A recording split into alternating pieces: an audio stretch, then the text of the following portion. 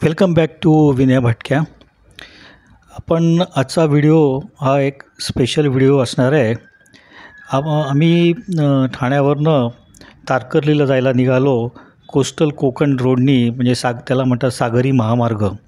आणि त्या महामार्गावर आपल्याला बोट फेरी लागतात आणि ह्या बोट फेरी सुवर्णदुर्ग शिपिंग कॉर्पोरेशन यांच्यातर्फे चालवल्या जातात. अतिशय उत्कृष्ट असा हा अनुभव आहे. आणि या सुवर्णदुर्ग शिपिंग आणि मरीन सर्व्हिसेस आगरदांडा, दिघी, वेसावे, तवसळपर्यंतच्या चालतात.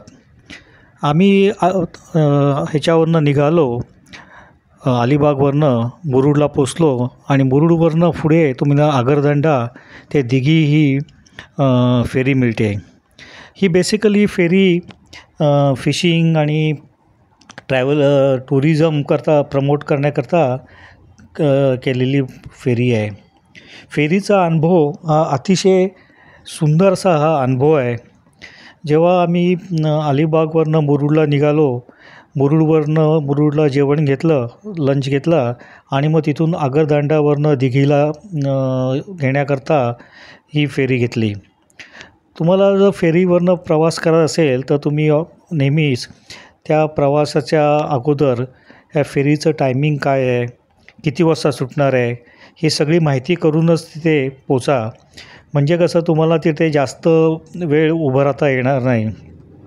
ही दिसते आता ही दिघीवरनं आलेली फेरी होती आणि नंतर ह्या इथे लाईनीत सगळ्या ट्रक आणि गाड्या उभ्या होत्या, कार उभ्या होत्या.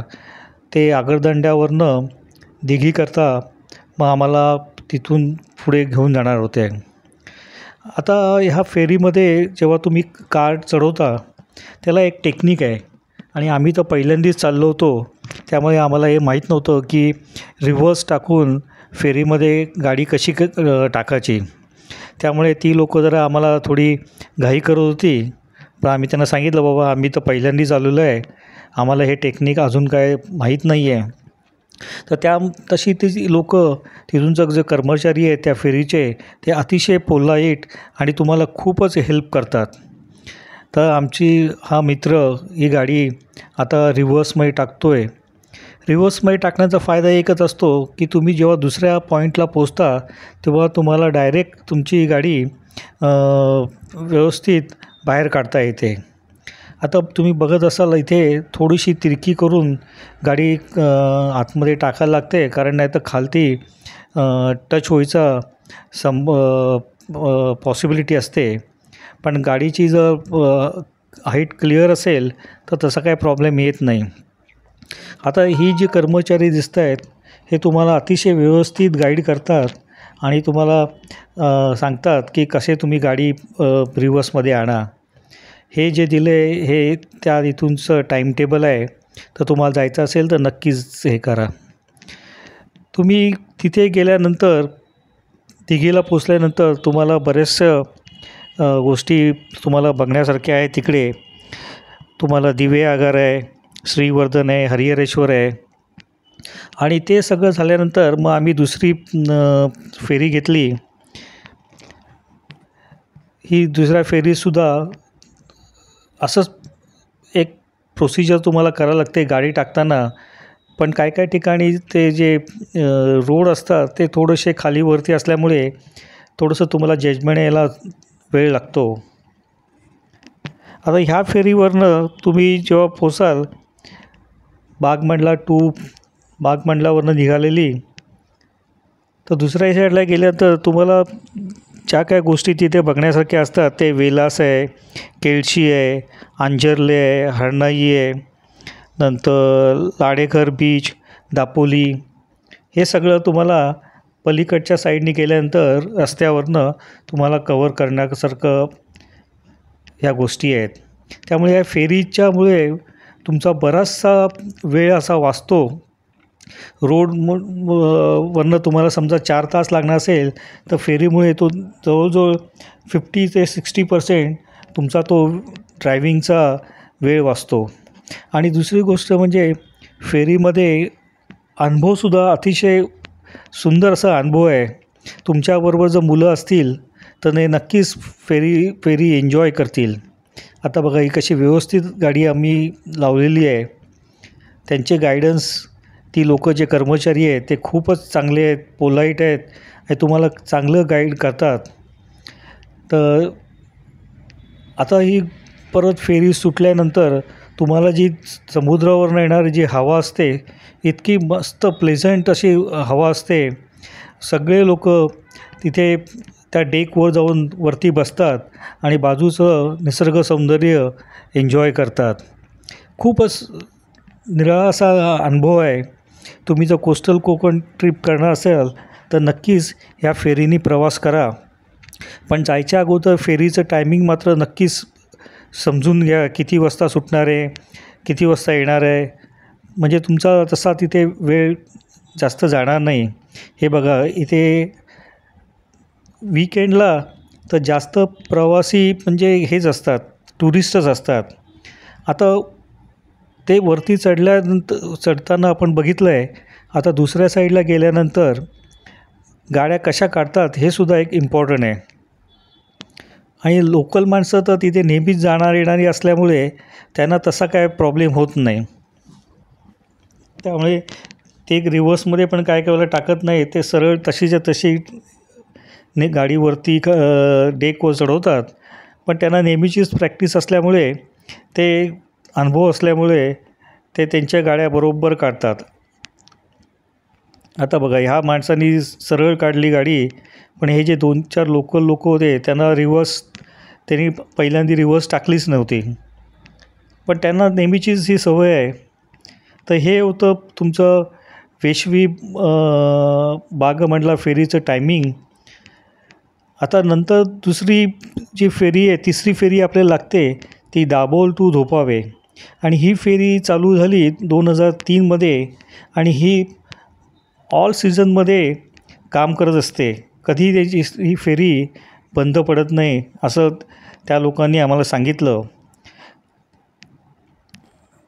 अतिशय सुरेख असा हा फेरीचा एक्सपिरियन्स आहे. तर मगाशी सांगितल्याप्रमाणे वीकेंडला भरपूर टुरिस्ट असतात. त्यामुळे तुम्ही जरा थोडंसं लवकर येऊन लाईनीत उभं राहिलं तर तुम्हाला बरं पडतं. नाहीतर एक फेरी जर चुकली तर मग परत 1.5 ते 2 तास तुम्हाला जेटीवर थांबायला लागतं.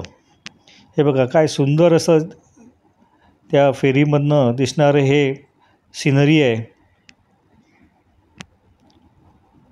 आता ह्या फेरीमधनं तुम्ही गुहागर, हेदवी हे सुद्धा जाऊ शकता. म्हणजे तुम्ही जर दापोलीला आला असाल तर दापोलीवरनं सुद्धा तुम्ही ही दाभोळवरनं घेतलेली फेरी तुम्ही गुहागरला सुद्धा जाऊ शकतात आणि गोव्याचं पण बीच बघू शकतात.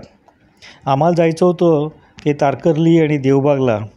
त्यामुळे आता ही फेरी घेतल्यानंतर आम्हाला अजून एक शेवटची फेरी होती. ती फेरी घेऊन आम्हाला पलीकडच्या साईडला जायचं होतं.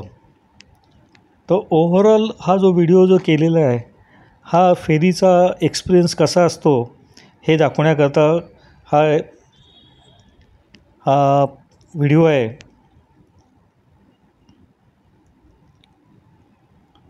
बघा किती छान बाहेरचं सिनरी पण दिसते.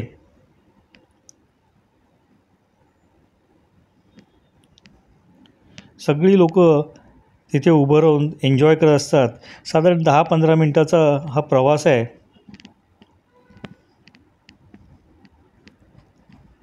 सगळीकडे लोक फोटोग्राफी, व्हिडिओग्राफी करताना तुम्हाला दिसतील. लहान मुलं तर खूपच एन्जॉय करतात. आणि हे त्याचं आहे दाभोळ टू धोपावेचं टाईमटेबल.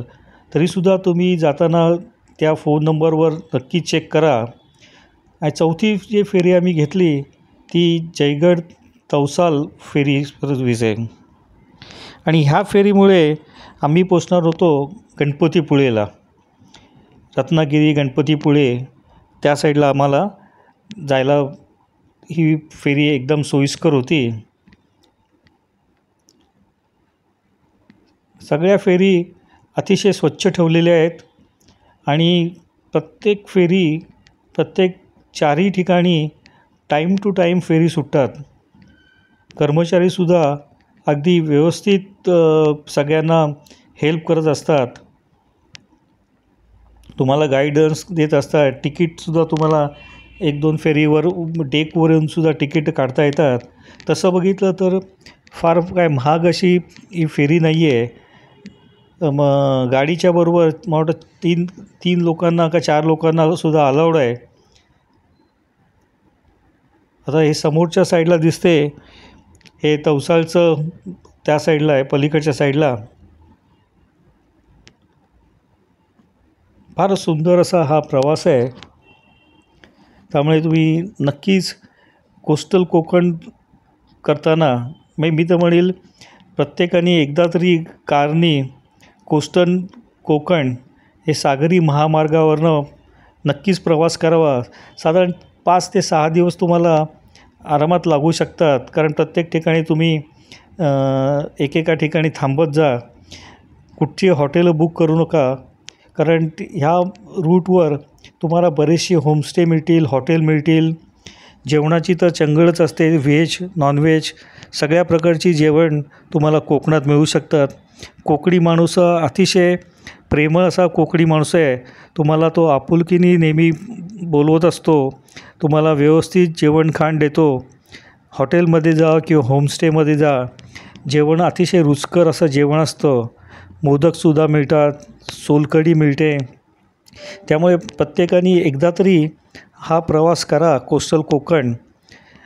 आणि कोस्टल कोकणला जाताना निदान 5 ते 6 दिवसाचा तुम्ही टाईम लिमिट ठेवा. म्हणजे तुम्हाला व्यवस्थित सगळ्या गोष्टी बघता येतील.